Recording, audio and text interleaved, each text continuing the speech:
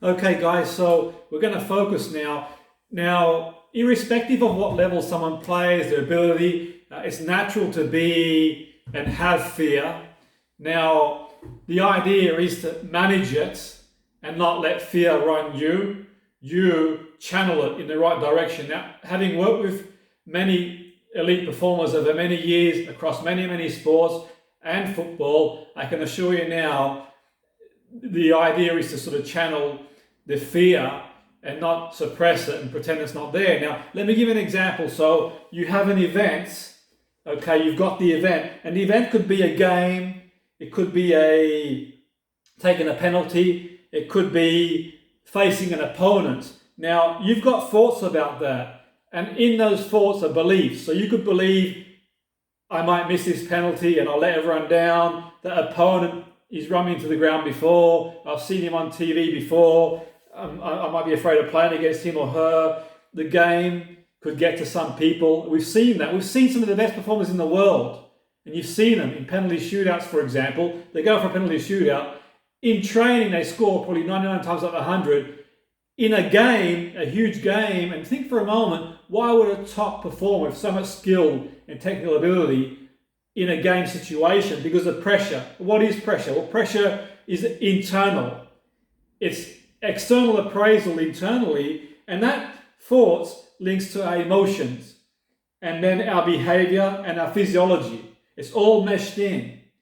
Okay, so by understanding what's going through our mind, we can then aim interventions at our thoughts, our emotion regulation, behavioral strategies, physiology, and that's what we're going to focus on tonight. We're going to focus on facing our fears and dealing with pressure and anxiety in and during performing. Because the idea is here is if you suppress whatever's going on inside your mind, some of the limbic structures of the mind, the primal mind, then it's just going to keep brewing along there.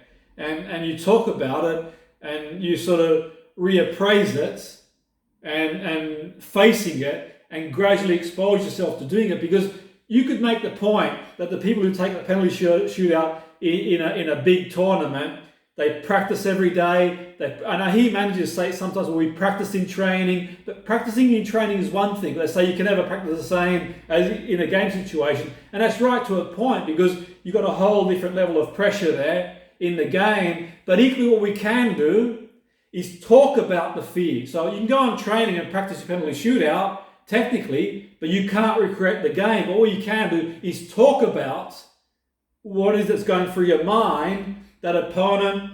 So you might talk to the coach. I mean, sometimes that can bring fear itself. You think, well, I'll tell the coach or manager, they might not play me, they'll think I'm weak or whatever.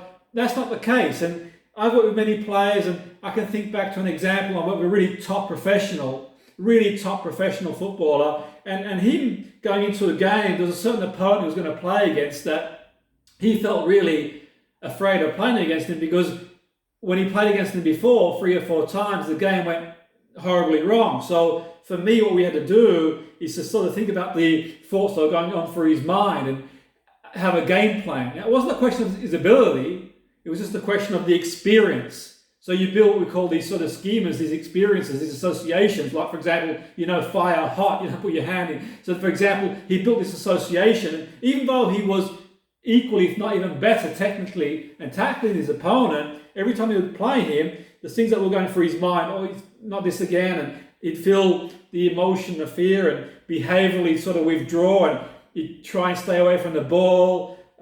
You could see physiologically, he'd be looking away. And so really we sort of plan interventions like we're going to cover tonight to strike at all these levels, but also not suppress what he was afraid of, because if you do that, it's not going to go away. It's going to fester like bad food in the fridge. So basically, you've got to talk about it. And equally by doing that, we can start to reappraise it, but also challenge and start restructuring the thought process to get a better result. Because the idea is here, it's a lot of the time, you've got these primal structures of the mind, and these primal structures of the mind, they build in aversion to certain situations that we are afraid of. And like I mentioned earlier about the trampolinist, now one of the colleagues had a really bad accident, in trampolining, and the brain built a connection to trampoline and danger. And every time she even thought about going on a trampoline, she'd just sort of shake and just couldn't bring herself to doing it. And you see in certain players sometimes in football where they go up for a penalty and like they freeze. But these are technically really talented players, and one of the reasons for that is that the pressure of missing, the pressure of what they think, and the pressure of maybe not getting that chance to get, all these things go through their mind. And if you really focus on that, then it can be very debilitating. What we need to focus on is the process.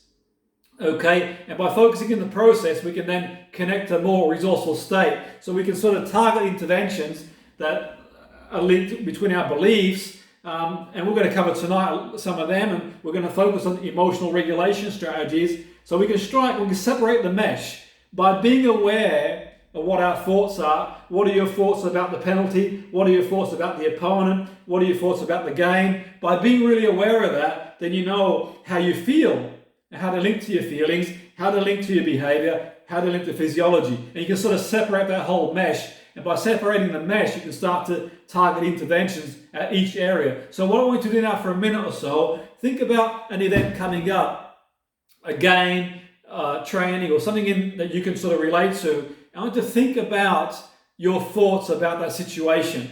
Okay, so take a minute to think about an event coming up, and just jot down, if you want, your thoughts about that specific situation, and we'll get there. Because the idea is really, it's about facing, and this is not just in football, by the way, this is in life in general too, in academia, in business. It's about facing our fears, okay, gradually, at a level that we can step forward. By running away from them, by hiding from them, by suppressing them, they're not going to go away. So at some point, you've got to stand up to it, gradually. And by standing up to it and gradually exposing yourself to that situation, you get stronger. And the stronger you get, even the waves that come in, you can withstand waves that come your way. So we want to build mentally strong players. We want to build mentally strong players that are capable of taking on challenges. It's not about creating an easy life and being one of those sort of everything's going to be easy, because it's not going to be easy in football. It's about being strong enough to take on whatever comes your way. And when you get knocked down, what do? Do you stay down, or do you get back up and go again? And that's the whole idea about what we're doing through this program. So think for a moment about events that are coming up for you, and just take a minute or so to think about your thoughts about these certain events, if you can, please.